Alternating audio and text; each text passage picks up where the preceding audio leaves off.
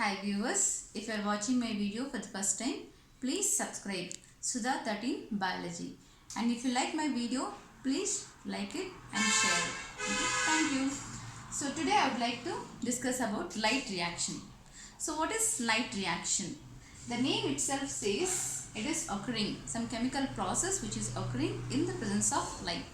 So it is a photochemical reaction, okay, which includes light absorption as well as water splitting and then oxygen release and then formation of high energy intermediates, that is ATP as well as NADPH2. So which are the products of light reaction, ATP as well as NADPH2, and dark reaction is dependent upon the products of this light reaction but not upon the light reaction. So these are nothing but the chemical energy which is synthesized by utilizing the light energy or radiant energy. So light reaction is conversion of radiant energy or light energy into chemical energy for the synthesis of this, that is ATP as well as NADPH2. Now let's see how this sequential steps, okay, how this light absorption takes place. So as we know the structure of chloroplast, which has a grana, and each grana constitutes a set of thylakoids which are arranged in the form of coin-like structures, okay, and those thylakoids are surrounded by a membrane called as thylakoid membrane. So this is one thylakoid. So like this, many thylakoids which are arranged in a sac-like structures, which we call it as a set of thylakoids, we call it as grana, okay, and each one is one thylakoid and it is surrounded by a membrane called as thylakoid membrane, okay, and this is inside, we say it as lumen of thylakoid, and this thylakoid membrane contains many pigment molecules which trap the sunlight, okay, and now each thylakoid, they contains a photosystems, okay.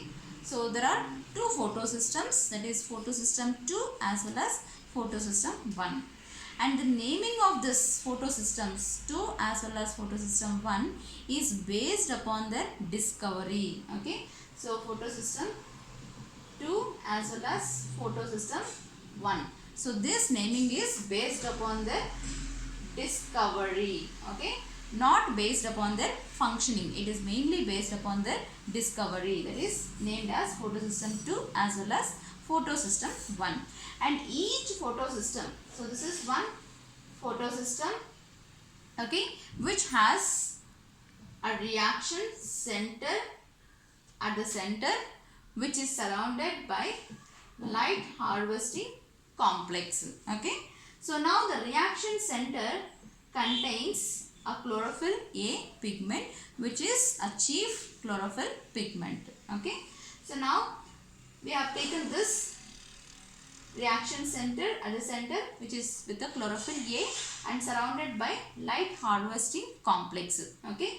So this is photosystem 2, okay, and this light harvesting complex is also light harvesting complex 2 with many pigment molecules, okay.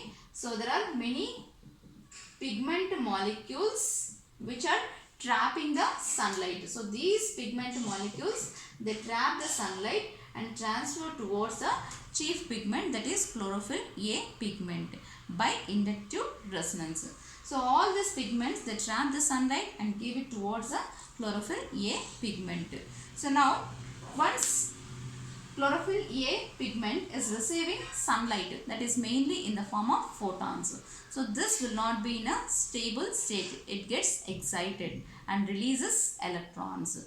So this electron movement helps us in the synthesis of ATP. So now let's see how this ATP as well as NADPH2 will be synthesized through non-cyclic photophosphorylation pathway, okay. So now let us discuss non-cyclic photophosphorylation.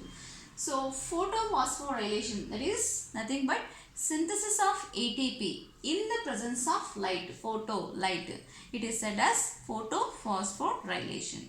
And why the name non-cyclic? I will explain through this process. Okay. So now once the photosystem 2, okay, which receives the sunlight in the form of photons.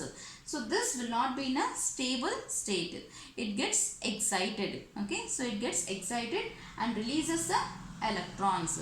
So those electrons will be accepted by primary electron acceptor. So this is primary electron acceptor. Okay. So photosystem 2 is also said as P680 because it is absorbing light at 680 nanometers. So it is absorbing light at 680 nanometers and it is predominantly present in the grana region. Okay. So this P680, that is photosystem 2, which is getting excited after receiving the photons, and this will release the electrons. This electrons will be carried through uphill transport pathway up to the pheophytin. So all these are electron carriers which are present on the thylakoid membrane. So now pheophytin, after receiving the electrons, okay, so pheophytin after receiving the electrons, this will be transporting the electrons to the next electron carrier, that is quinone, and then from quinone the electrons will be further passed to plastoquinone. So plastoquinone, instead of saying it as electron carrier, okay, so we even say it as proton acceptor because it is accepting protons from the stroma region. So for every electron transport, okay, for each electron transport, it accepts 2 protons from the stroma region. So for 2 electrons when it is transporting through this, it accepts 4 protons from the stroma region. And now these electrons will be passed to plastoquinone and then to cytochrome B6. So when these electrons are passing through this pathway through electron carriers, it is down the gradient. Okay. So it is down the gradient. Okay. Okay. So down the gradient, that means it is passing through a downhill process. Okay. It is passing through downhill pathway. So, and even we say it as the electrons will be passing from low redox potential to high redox potential. So what is low redox potential region to high redox potential? Okay. So low redox potential, that means which has tendency to donate the electrons. Okay.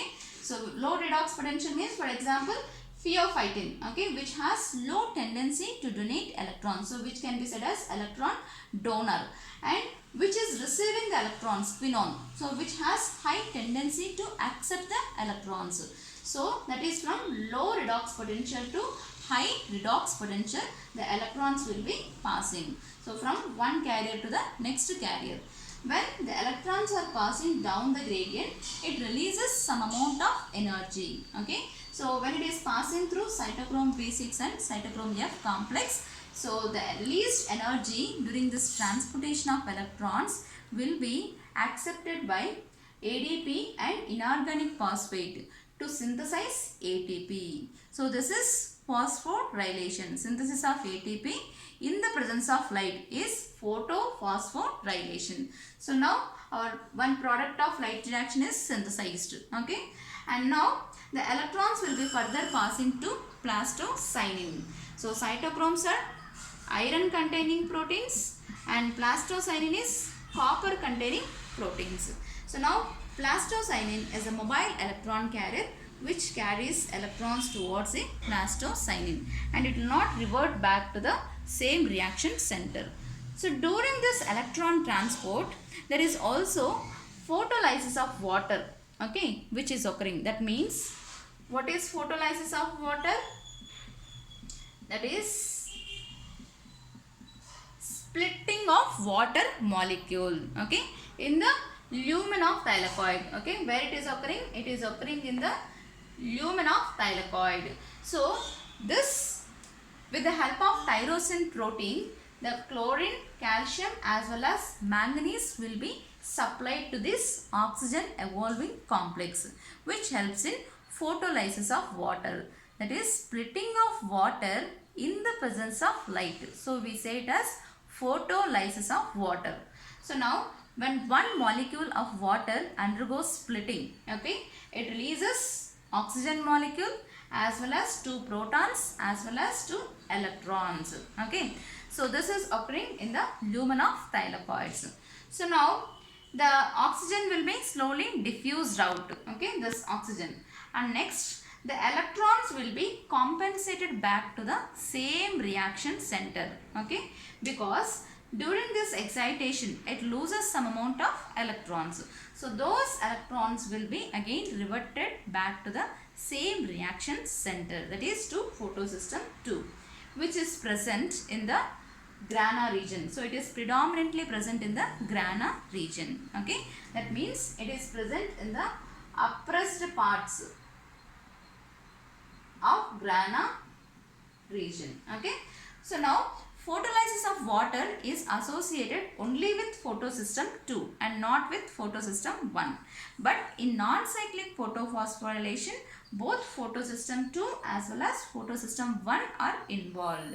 Okay, then only there is rate of enhancement of photosynthesis can be seen if 2 photosystems are involved according to Emerson. Okay, so now the protons. So protons will be, so the protons which are released by photolysis of water, okay, will be sent towards a NADP reduction. So that we will be discussing now.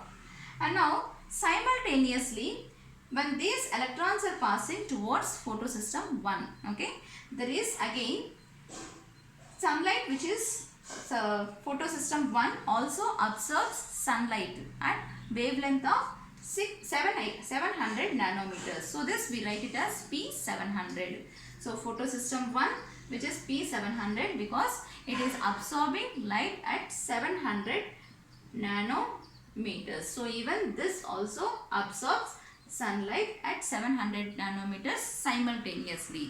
So now after receiving even this electrons and also photons from sunlight, even this gets excited. It won't be in a stable state. Okay, and photosystem 1 is present both in grana as well as in the stroma region. Okay, and that means it is present in non-uppressed parts. Okay, uppressed parts means towards the closed parts of grana, whereas non-uppressed parts means exposed towards the outer side. That is why we say it as it is present both in grana as well as in the stroma region. And now once this is receiving the electrons as well as photons, even this gets excited and releases the electrons. And now these electrons will be passing to uphill manner, that is towards a ferredoxin, which is iron sulfur containing protein, very important. And this is primary electron acceptor of photosystem 1. So primary electron acceptor of photosystem 1 is ferredoxin. So from the ferredoxin, again the electrons will be passed in downhill manner, okay, down the gradient towards NADP for NADP reduction, nicotinamide adenine dinucleotide phosphate. Okay, so NADP is different from NAD. So here it is involved NADP coenzyme. Okay, and now it gets reduced. Okay, in the presence of enzyme NADP reductase enzyme. So this NADP is reduced to NADPH2 in the presence of enzyme NADP reductase. So now the second chemical product, that is NADPH2, is being synthesized. So ATP is synthesized as well as NADPH2 is also synthesized through non-cyclic photophosphorylation. And NADP reduction takes place towards the stromal region. Okay, that is towards the stroma region, because NADP reductase enzyme is present outside the thylakoid membrane. Okay, so NADP reductase enzyme is present towards the outside the thylakoid membrane. So this NADP reductase enzyme, as it is present towards the outer side of thylakoid membrane, so NADP reduction takes place towards the stroma region. Okay, so that is how NADP can be considered as last electron acceptor of complete non-cyclic photophosphorylation. Okay, so it is last electron acceptor of complete non-cyclic photophosphorylation, and even for photosystem 1 it is last electron acceptor. For photosystem 2 alone it is plastocyanin is last electron acceptor, and for complete non-cyclic photophosphorylation, so last electron acceptor will be NADP, and it also accepts protons from the which are released from the photolysis of water for NADP reduction. So in this, the electrons will be moving in uphill way and then reaches up to pheophytin, and then down the gradient reaches up to plastocyanin, and then to photosystem 1, and then again uphill, again downhill. So these electrons which are transferred from photosystem 2 will not be reverted back to the same reaction center. It is going in non-cyclic pathway. So we call this as non-cyclic, and during this non-cyclic transportation of electrons, synthesis of ATP takes place. So that is why this process is non-cyclic photophosphorylation. Okay, and in non-cyclic photophosphorylation, both photosystem 2 as well as photosystem 1 are involved. Okay, and ATP as well as NADPH2 are synthesized. Okay, both the photosystems are involved, and both ATP as well as NADPH2 are synthesized, which are the products of light reaction, which will be moved towards the stromal region, that is for dark reaction. So dark reaction occurs towards the stroma region, that is the stroma region. So NADPH2 as well as ATP, which are the products of light reaction, will be utilized by dark reaction. Okay, so this is in a non-cyclic manner. And now it is also said as Z scheme pathway, because the electrons will be transported through these electron carriers in a Z scheme manner. If you see this arrow marks, it will be in a Z scheme manner. So we even call this pathway as Z scheme pathway, and the electrons will be passing from low redox potential to high redox potential. Low redox potential is the electron donor, and high redox potential is the one which is accepting the electrons. Okay, so this is a complete process about non-cyclic photophosphorylation. So in the next session we will be discussing about cyclic photophosphorylation as well as chemiosmosis.